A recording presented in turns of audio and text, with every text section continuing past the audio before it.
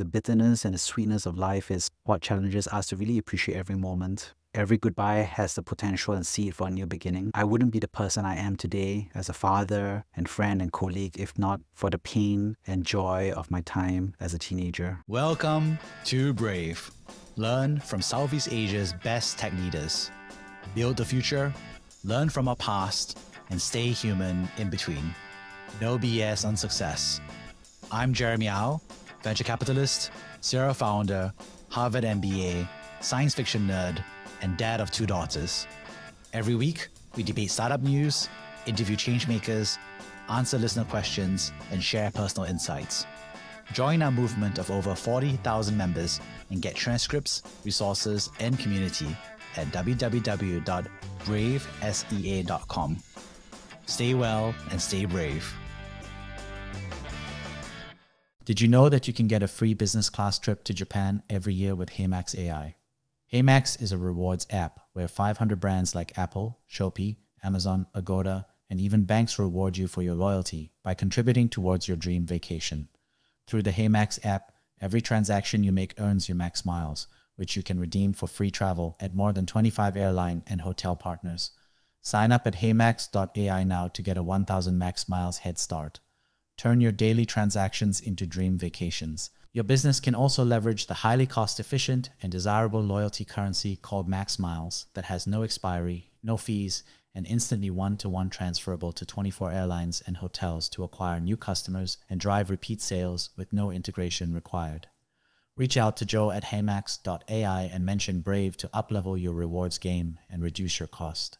On Sunday, I visited my old school campus, Raffles Junior College. I had been a student at the Mount Sinai campus in 2004 before moving to the Bishan campus in 2005. Now, in 2024, it had been 20 years since I had last been standing in a school. I was a junior college student and 16 years old back then. Today, I'm 36 years old. The trigger for my return after 20 long years was the upcoming demolition of the entire school campus in order to build public housing. As a result, the Alumni Association had organized a reunion for all of the past alumni who had been on this campus to be able to come back and visit it one last time before it was bulldozed and wrecked. So I'm sharing the 3 major reflections I had from that visit. The 3 themes were really about bitterness, sweetness, as well as goodbyes. When I walked onto campus, the biggest emotion that I felt was really about bitterness. As a teenage student, I had fallen in love, and unfortunately, she had passed away. She died from a sudden attack of lymphoma, blood cancer. Within 2 short weeks, my entire world was inverted. It was a huge shock for myself, and I spent so much of that time floating around the school in a haze of grief. There was so much grief, so much pain, and so much sadness back then that I wasn't present as a student. I wasn't present academically, I wasn't present mentally, I was an absent student with a giant hole in my heart. Now 20 years have sped by, I'm an adult, I'm a dad of 2 young daughters, I'm married wife, I'm building a career. It was so surprising to walk back on that campus and then suddenly feel that giant echo of grief. The emotion rang me like a bell. In fact, I was surprised that it still hurt. I thought I had healed and I believed I had healed. Turns out that walking in the same school corridors that she and I had walked in could immediately bring back all of my bitterness and hurt and grief that I thought I had buried. The second big emotion was really about sweetness, anxiety and excitement of first joining the school. I graduated from Anglo-Chinese School Independent, which was a rival school of the Raffles system. I had wanted to go to a different college, but my parents felt that I should go to Raffles Junior College instead, and I accepted their point of view. It was a happier time as a teenager, excited to go to school and meet these new smart people and yeah, make a new name for myself. I didn't know anybody, and of course I was anxious and nervous about going to a rival school. But when I turned up, there were many people who were standoffish or they already had their own cliques. I still managed to find some new friends. We would leave school together to eat food at a nearby hawker center. I had this incredible sense of independence and autonomy. I had gotten into the #1 school academically in Singapore. I also remember the sweetness of falling in love. I remember starting to feel feelings for her. I remember figuring out how to tell her that I liked her. I remember how nervous I was telling her. I remember how happy I was to find out that she was open to liking me too. I wrote poetry.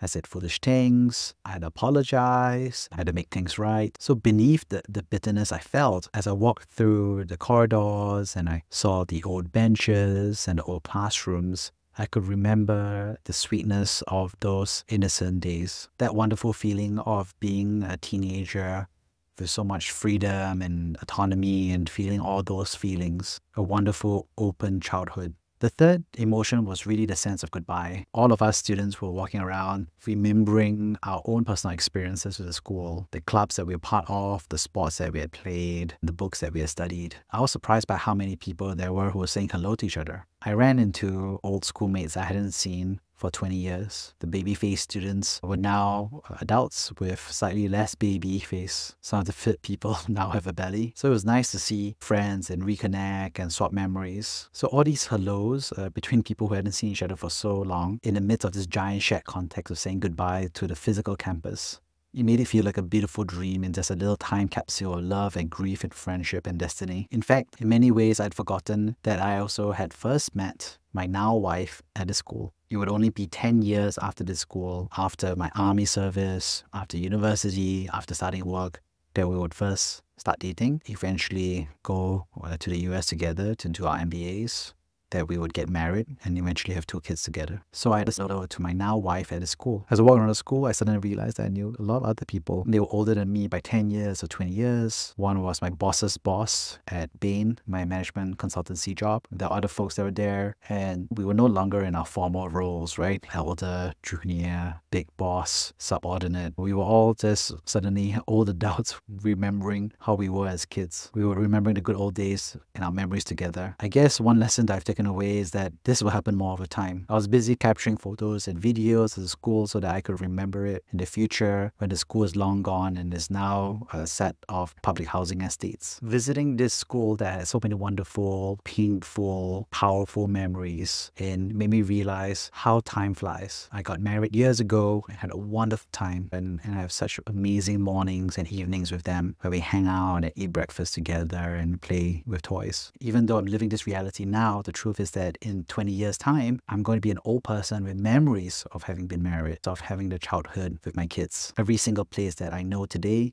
every single office I work at today, it will become memories. 20 years ago, we were just kids, full of dreams and ambitions and fears. Today, we're adults remembering that childhood. I'm an adult full of dreams and ambitions and responsibilities. In 20 years, I'll be an old person remembering what it was like to be a middle-aged adult. It's a challenge to myself to really appreciate every moment as it goes by. In conclusion, life is full of bittersweet goodbyes. The bitterness and the sweetness of life is what challenges us to really appreciate every moment. Every goodbye has the potential and seed for a new beginning. I wouldn't be the person I am today as a father and friend and colleague if not for the pain and joy of my time as a teenager. As a teenager full of grief and anxiety and nervousness, I had no idea who I would eventually become. I also had no idea how fast time would fly by and that all those big emotions I felt were just passing moments.